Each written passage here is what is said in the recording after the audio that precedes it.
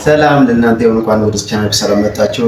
ዛሬ ደግሞ አንድ የተወሰነ በትንሽ መልኩ አንድ መጽሐፍ አጋራችኋለሁ። ያው አንድ መጽሐፍ ብቻ አይደለም፣ 5 መጽሐፍ ነው ባንዴ ሪቪው አይደለም። እያንዳንዳቸው በኋላ መጣላችኋለሁ ወይ ደግሞ ከዚህ ቀጥዬ እያንዳንዳቸው ሪቪው አድርጓለሁ። አሁን ግን ዝም ብዬ ለማወቅ ያክል ወይ ደግሞ እናንተ ለማንበብ ያክል እናንተ እንድታነቡ ልጋብዛችሁ ብዬ ነው። በገባኝ እንደኩ በትንሹ ሪቪው አድርገዋለሁ ማለት ነው። ያው ሴኩሪቲ ይሄ መጽሐፍ 5 መጽሐፍ ባንዴ ነው የያዘ። በጣም የሚገራሩ መጽሐፎች ናቸው። በሩዋንዳ ባይነሪ የተጻፈ መጽሐፍ ነው። እሷ እንዴት አይደኖ ማለት ብዙ የራሷ ታሪክ ጽፋለች እዚህ ውስጥ በትንሽ መልኩ፣ ግን ታሪኳ ሊያረካኝ አልቻለም። ምክንያቱም ይህን ያክል መጽሐፍ ጽፋ እንዴት በዚህ ትንሽ ታሪክ ትገላገላለች ወይም ደግሞ ምንድን ነው የሚል መጽሐፉ የሆነ አንዳንድ ነገር መጽሐፉ ከማንበብ በፊት ምን ማድረግ አለባችሁ? ስለ ጸሐፊው ታሪክ ታነባላችሁ። ስለ ጸሐፊው የሚከተለው እምነት ሳይቀር ማወቅ አለባችሁ። ሴክሬት ወይ ደግሞ ሎው ኦፍ አትራክሽን በጣም ብዙዎች ሰዎች እያነጋገረ ነው፣ ከሃይማኖት እያስራቀ ነው። ያው በዚህ መጽሐፍ ዩኒቨርሳል ማን ነው ዩኒቨርስ? ያው ጂኒ ወይም ሰይጣን የሚል ሰዎች አሉት። ዩኒቨርስ ማለት ደግሞ ይሄ እግዚአብሔር ነው ሊል ይችላሉ። እንደኔ የወሰድኩት ዩኒቨርስ ጌታችን መድኃኒታችን ኢየሱስ ክርስቶስ ወይም ደግሞ እግዚአብሔር ወይም ደግሞ አላህ ብላችሁ ትችላላችሁ። እሱ ነው በዚህ ውስጥ አስገብቼ ማየው እኔ ማለት ነውና በገባኝ ልክ አሁን አትራክት አይደል፣ መሳብ አይደል፣ መጎተት አይደል፣ የሆነ ነገር ማምጣት ነው አይደል፣ የሌለህ ነገር ማምጣት ነው ወደ ራስህ አይደል። አዎ፣ ስለዚህ ማምጣት አንተ የፈለከው ክፉ ከመረጥ ክፉ ትስባለህ። ልክ ይሄ እኮ በነገራችን ላይ እኔ በጣም የሚገርመኝ ማለት ነው ሰው እኮ ያስበውና ያመነውና ሁልጊዜ በአእምሮ ላይ ያስተሳስለው አሳሰብ ወይም ደግሞ ያ የሚፈልገው ነገር ነው የሚደርሰው። እስቲናው እኔ አሁን እስካሁን ከየሆነ ጊዜ ወደዚህ ያለው ያሰብኩበት ሳይጨመር ሳይቀነስ እየተቀበልኩ ነው።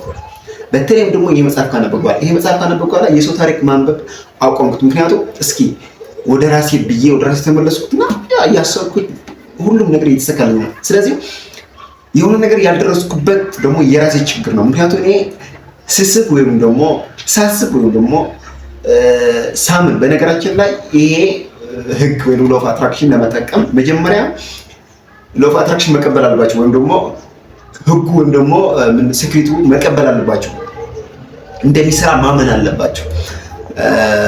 3 ስቴፖች አሉ። አንደኛው አስክ ወይም ደግሞ ይሄ ምንድነው ይባል መጠየቅ፣ ሁለተኛ ቢሊቭ ወይም ደግሞ ይሄ ማመን ማለት ነው። ሶስተኛው ደግሞ ጊቭ ይሄ ረሲቭ ወይም መቀበል ማለት ነው። በመሃሏ ላይ ደግሞ እኔ የጨመርኳት መስራት የሚባል ማለት ነው። ይሄ ምን መሰላችሁ? መጀመሪያ መጠየቅ፣ ለእግዚአብሔር መጠየቅ ማለት የሆነ ነገር ስትፈልግ ጠይቅ። እኔ በነገራችን ላይ ባለመጠየቃችን እዚህ ደረጃ አለሁት ብዬ ነው የማስበው። ትልቅ ነገር ብጠይቅ ኖሮ ትልቅ ነገር አገኝ ነበር ብዬ ነው የማስበው። ምክንያቱም ትናንሽ ጠይቄ ትናንሽ ተደረገልኝ። ይሄ አይሰራም። በነገራችን ላይ ይሄ ማወቅ አለማወቅ ሳይሆን ይሄ ሳናቅም ዝም ብለን ይሄ መጽሐፉ ሳናቅ ዝም ብለን ካምነን ወይም ደግሞ እግዚአብሔር እችን አምነን ይሄ ነገር አድርግልኝ ምናምን ብለን ጸልየን ካገኘን በቃ በቂ ነው። ይሄ መጽሐፍ ማንበብ አያስፈልግም። በመጽሐፍ ቅዱስም አለ በማርቆስ መሰለኝ እና ምን ይላል? የለመናችሁ ነገር በውስጣችሁ አምናችሁ ከተቀበላችሁ ይደረግላችኋል ይላል።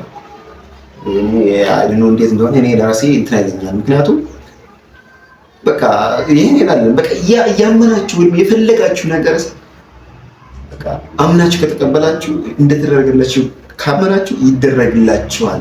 ስለዚህ ዋናው ችግር የት ነው ያለው? ማመን። መጀመሪያ መጠየቅ። አንጠይቅም፣ ከዛ አናምንም፣ ከዛ አንቀበልም። መጽሐፉ ምን ይላል እዚህ ውስጥ ማለት ነው?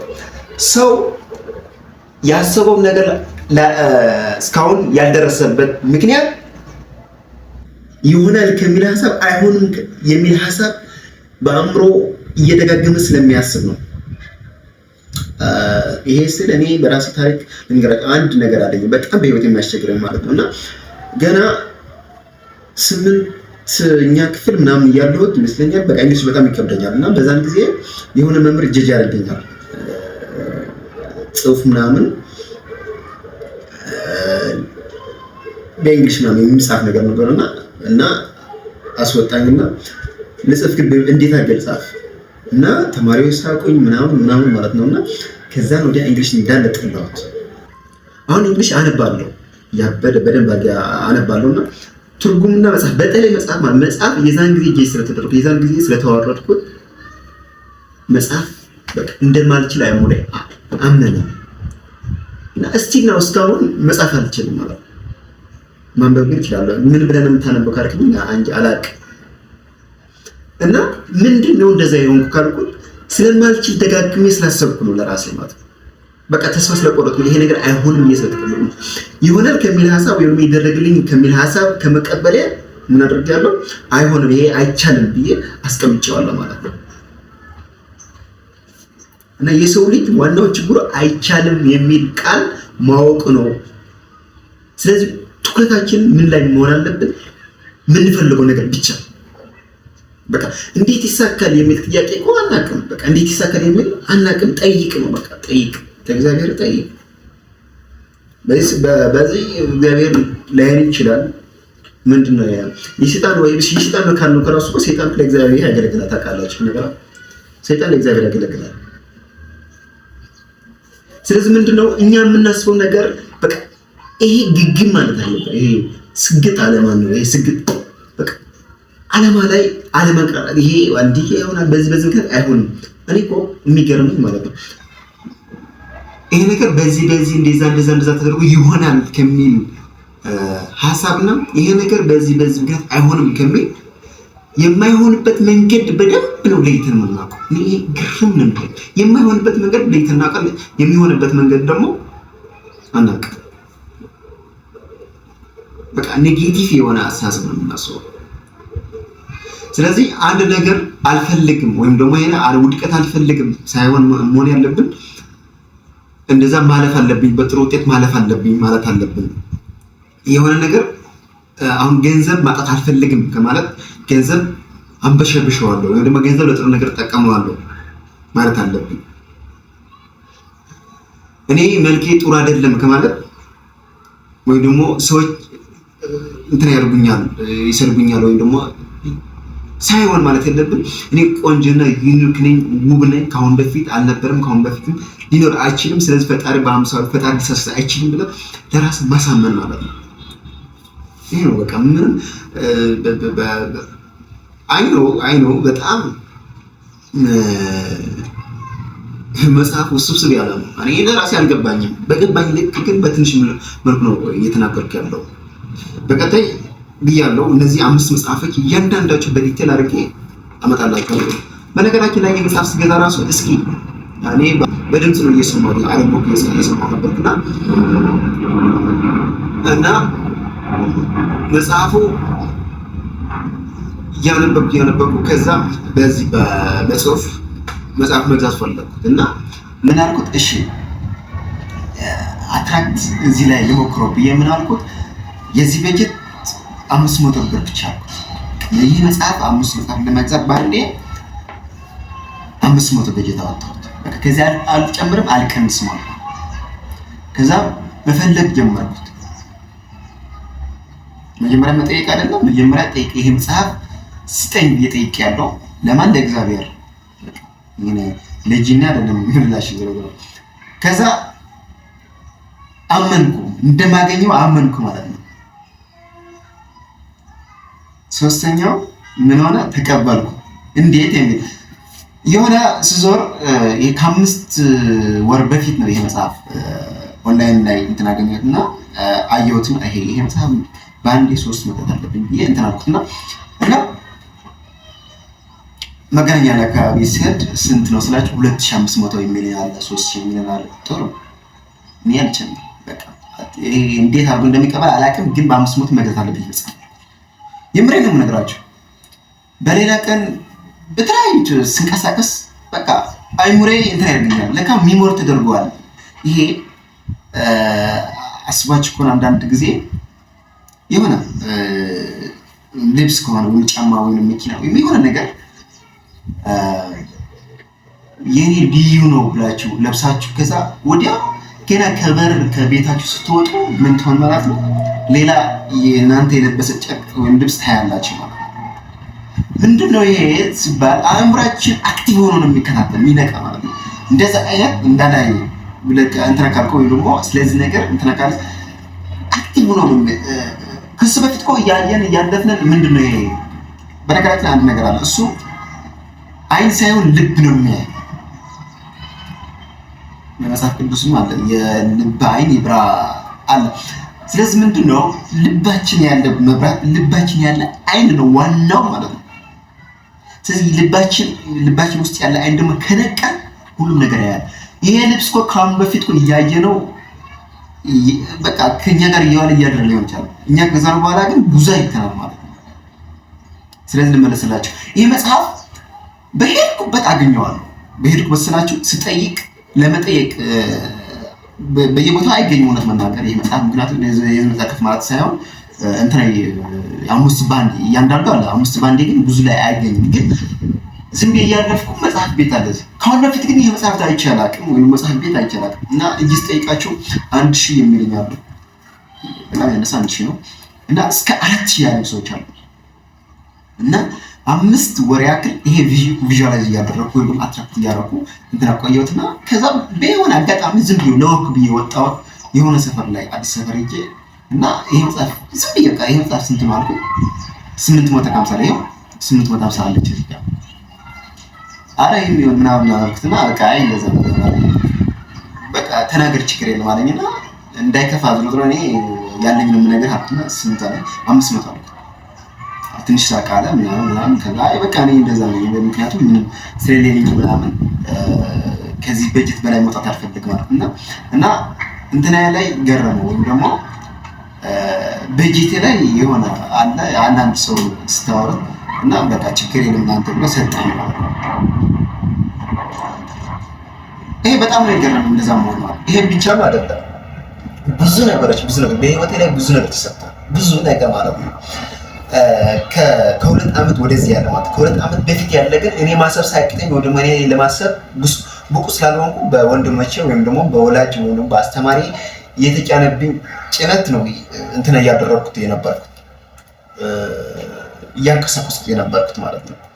ግን ከሁለት ዓመት ራሴ ማወቅ ከጀመርኩ ግን ራሴ የሚፈልገው ነገር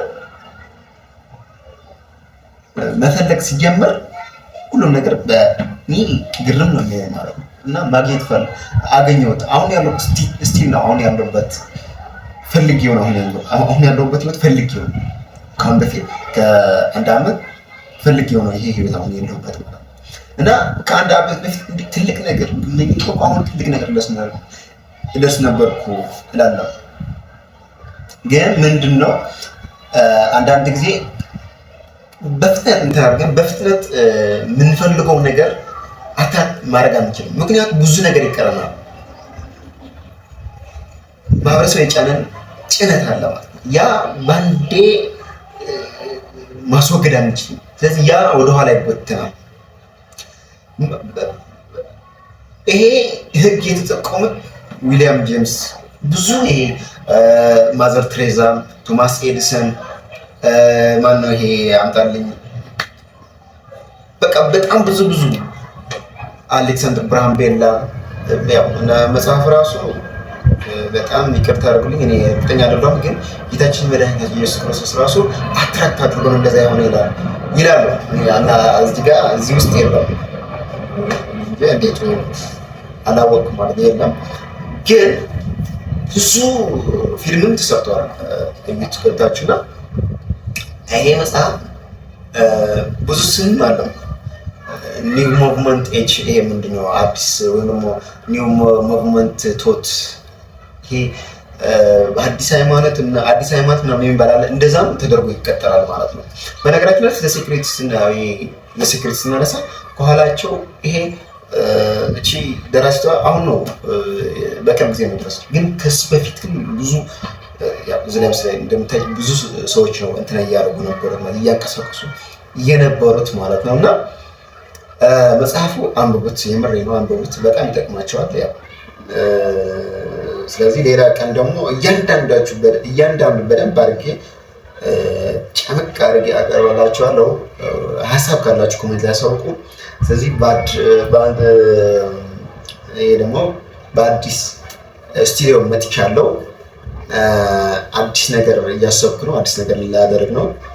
ስለዚህ ሰብስክራይብ እና ላይክ እያደረጋችሁ ወደ ጋር ሼር እያደረጋችሁ አብራችሁ እንድትሆኑ እንድትቀጥሉ ከኔ ጋር እጋብዛችኋለሁ ማለት ነው። የነበረን ቆይታ ይመስላል።